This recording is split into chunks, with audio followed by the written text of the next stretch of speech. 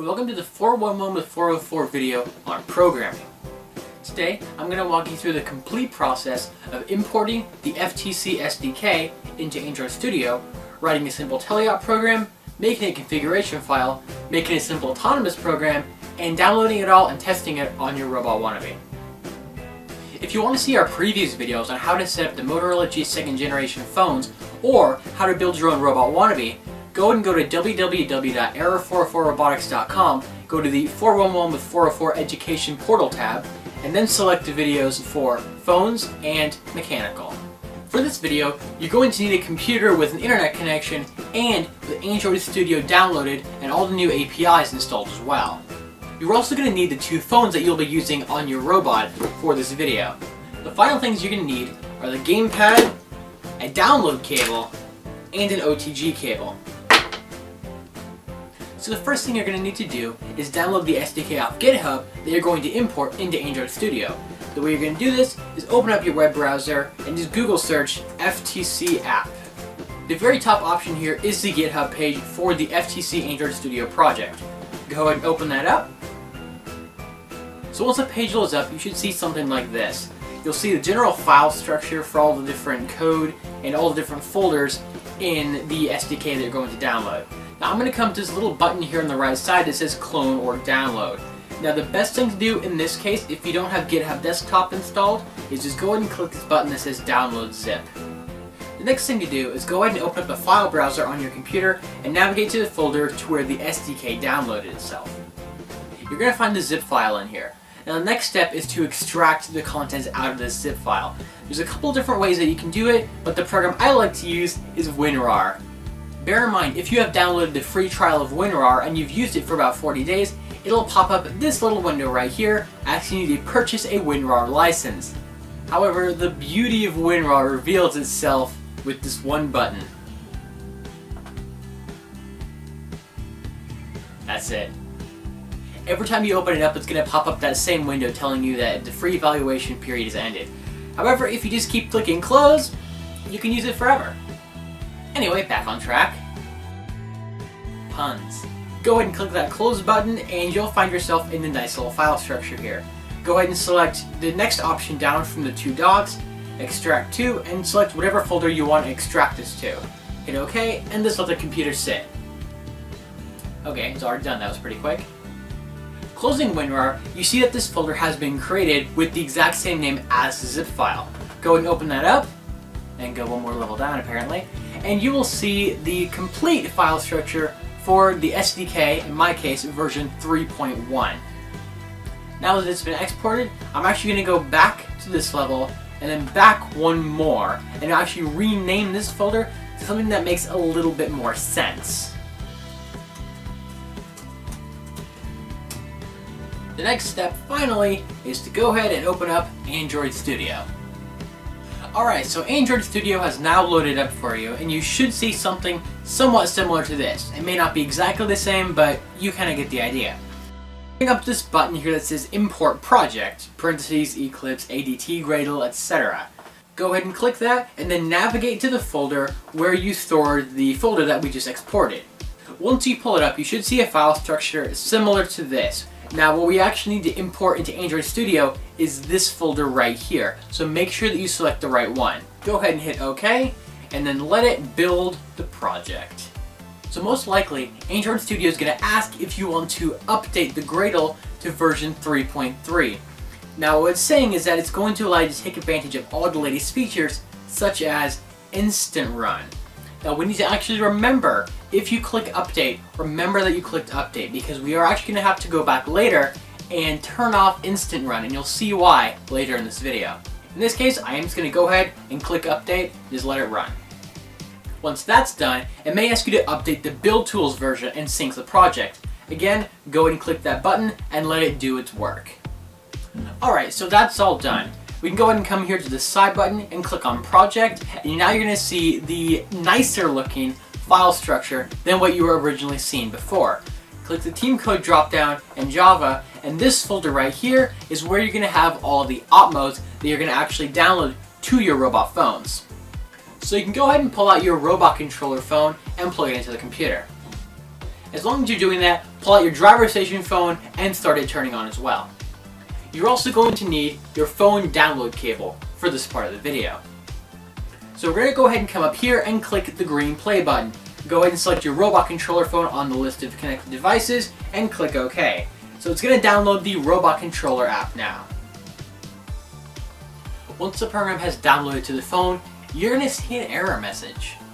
Now the error should look like this and should basically say that it was trying to run a method about is device flavor on a null object reference. Not exactly sure what that means, but I know how to fix it. The way that you do that is you come up here to File, Settings, Build, Execution, and Deployment, Instant Run, and you're going to see this little checkbox here for the Instant Run. Make sure Instant Run is off. Just like I said earlier in the video, Instant Run being off is actually something very important. Instant Run has to be off for this to work correctly. Go ahead and uncheck that and click OK, and you should be back here, and it should be okay now. Go ahead and plug your phone back in and re-download the program. So this time the app should download without any errors showing up on the screen. It should actually bring you just basically the blank white screen with those 3 lines of text up at the very top. And the next thing we do is actually make a program in Android Studio. But before we do that, we have to make a configuration file.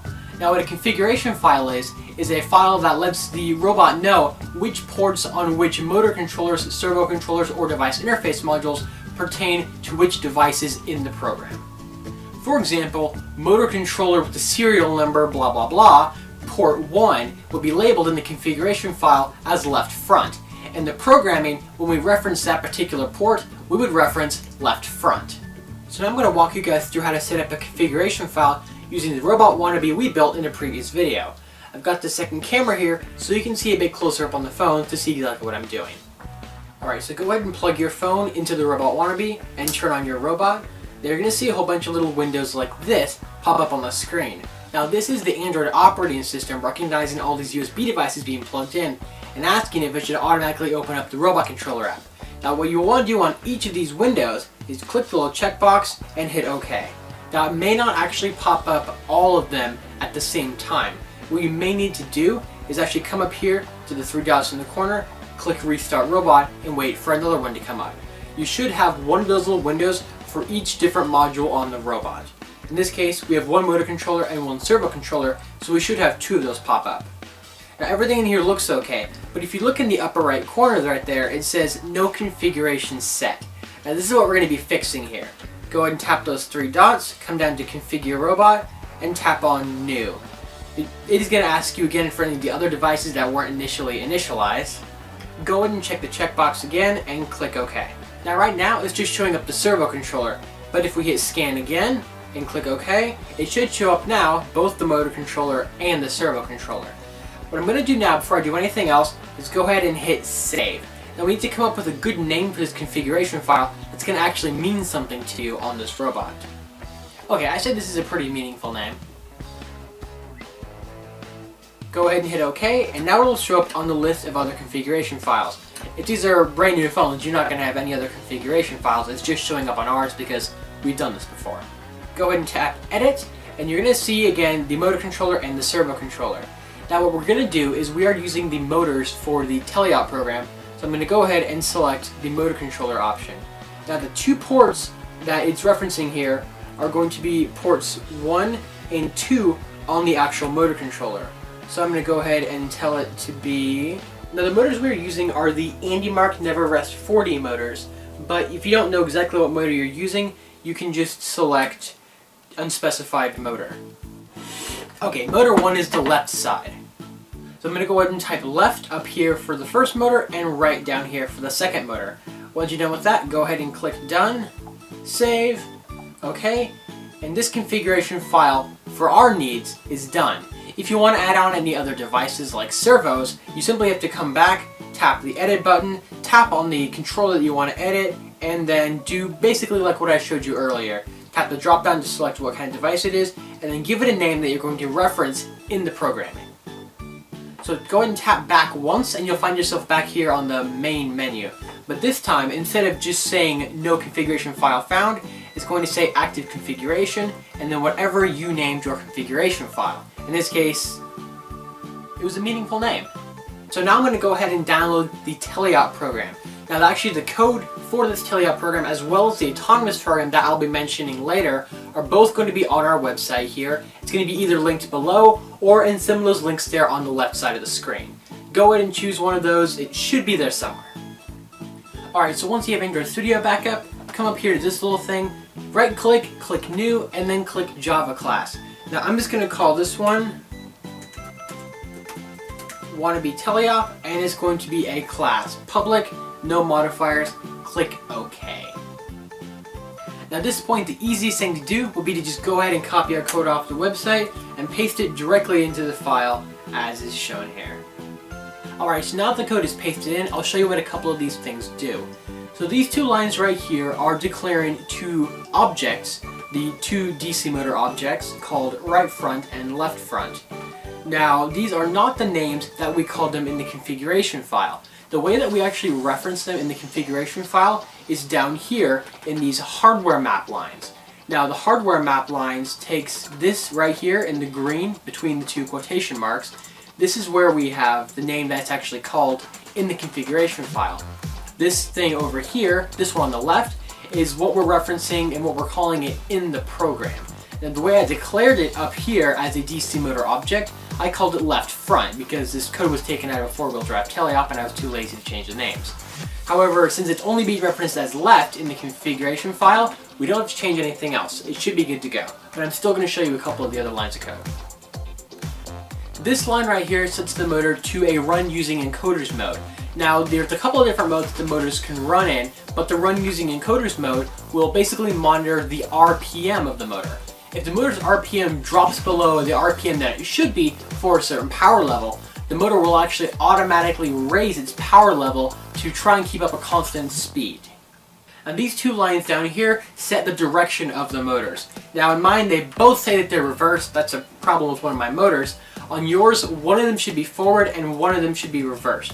Now the reason for this is, when you set the motors up on your robot, one motor is facing this direction and the other motor is facing that direction. Since they're facing opposite directions, their turns are going to be going different directions relative to each other. So you have to set them forward or reverse such that they are both going the same direction relative to the wheels. Finally, down here, this is a very simple thing to just read the information from the gamepad left stick y-axis, which is up and down, do the scale input, which basically makes a nice little motor curve, and then set the power to the motors. Now back up towards the top of the code, you're going to see this line right here. It says at Teleop, name Wannabe Teleop, group Teleop. Now that's kind of the word Teleop a lot, getting a bit redundant, but what this actually does is it's basically the op mode register. It is what actually lets the Android Studio know that this is a program you specifically want downloaded to the robot controller phone. The at Teleop at the front lets you know whether it's a Teleop or autonomous program, and this text here in the quotation marks allows you to make a clear, concise name that will show up on the driver station phone. So everything looks okay. You can go ahead and click the green play button to download, select your device, and click OK, and now we wait again. Alright, so the app is downloaded. We can go ahead and unplug that phone and plug it back into the robot. So now is when you're going to pull out your driver station phone, your gamepad, and your OTG cable. Go ahead and plug your gamepad into the OTG cable like so, and then plug the OTG cable into your driver station phone. Go ahead and open up the driver station app again, and you're going to see this screen right here. Now it says select op mode autonomous on the left side, Teleop on the right side. If you tap this drop down menu, there's no autonomous programs, but if you select this drop down menu, there is a Teleop program because we said at Teleop there in the program. So go ahead and select the Wannabe Teleop program and hit initialize. As you can see, it says I am here. That's what it should say in the initialization due to this line of telemetry that we put into the code right here. Now we can go ahead and hit start, and at the moment nothing should happen. Now that's because we don't have our joysticks initialized, as you can see up here where it says user 1 and user 2 and it's just both blank above them. However, on your joystick, if you hold down the start button and press A, user 1 is now shown. So this means that this joystick plugged in right now is gamepad 1. So right now, without pushing either of the joysticks, this motor is turning a little bit. Now this is just a problem that I'm having, and it should not have the same problem on your robot at home. Anyway, moving the joysticks will result in the motors turning. Now this is currently set up as a tank drive. You push both joysticks forward to go forward, and pull both joysticks back to go backwards. So the teleop is pretty simple, but now we're going to do the autonomous. And for the autonomous, I'm basically just going to let you copy my code over and analyze it yourself. So to copy in our autonomous code, go ahead and come up here, right click on New, Java class, and I'm going to call this one Autonomous Example. Hit enter, and now it loads up your project. I'm going to go ahead and delete all this out and paste in the code that you can get off of our website. Now again, you probably remember from the last one, this initializes the DC motor. This initializes the DC motor from the hardware map. This is reading it from a configuration file on the phone. This line is setting the run mode to run using encoders, so it keeps a constant RPM. And then these two lines are setting the direction of the motors. So we are going to be working with reading encoders in this program. So this command right here is setting a variable called left position to left, the left motor, dot get current position. Now that's how you actually parse the motors and read the current encoder value from them. There is a method that you can use to actually reset the motor encoders, but from our experience, we found that that method does not really tend to work very well, and sometimes can take as long as 10 seconds for it to even work. So in this program, instead of resetting the encoders, we're going to be using a delta. So we're going to be using a little bit of math. Not too hard, you should be able to do it. You're a smart person. We're also going to be using a state machine instead of linear op mode. Basically the way that linear op mode works is it runs the program one time from the top to the bottom, and that's it. In a state machine, we're using the regular op mode. So the way state machine works is you have a couple of little subroutines here listed in these cases. Now you can see here I have case 0, case 1, and case 2.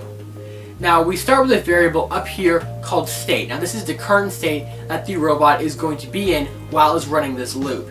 Once state is equal to 0, it is going to run this code and drive the motors at 0.4 power, which is about 40%.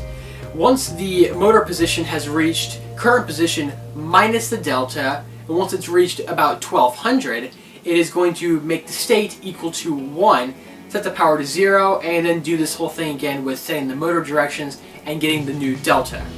Then it'll come down here, and since state equals 1, it'll run case 1, and it'll continue to loop in there until this condition is met, in which case it'll become state equals 2, so it'll run case 2, then state equals 3. Now in case 3, it immediately goes to state equals 4. So it comes down here to case 4, and oh wait, there's no case 4. That's what this little default one is. Basically, if you write the value of the case to something that does not actually exist, it'll automatically go to default. So basically, just leave default blank. It's kind of your fail-safe. The last thing before I download it, I am going to make sure it is registered at Autonomous, and it's called State Machine Demo Group Workshop. So it all looks okay. I'm going to come up here, click the little green play button, select my device, click OK, and wait for it to download. Alright, so it's downloaded. We can go ahead and unplug the computer again and pull out the driver station phone. Now this time, since it's an autonomous program, we're not going to need to have the gamepad connected to the driver station phone. We can use just the driver station phone. So now when you're on the driver station phone, you tap the little drop down on the left for autonomous. You should see State Machine Demo, Initialize, and Play. And it runs just like you predicted it to. So if you want some more in-depth tutorials on more advanced programming or how to do really cool things with servos or anything, you can find some more detailed information out on the internet. This is just a very basic thing to get you started so you can at least be partially running for your first meet if you know absolutely nothing about this robotics. So thank you guys so much for watching this video. If you wanted to see some more, go ahead and go to arrow44robotics.com and go to the 411 with 404 Education Portal tab. Hopefully, we'll see you there.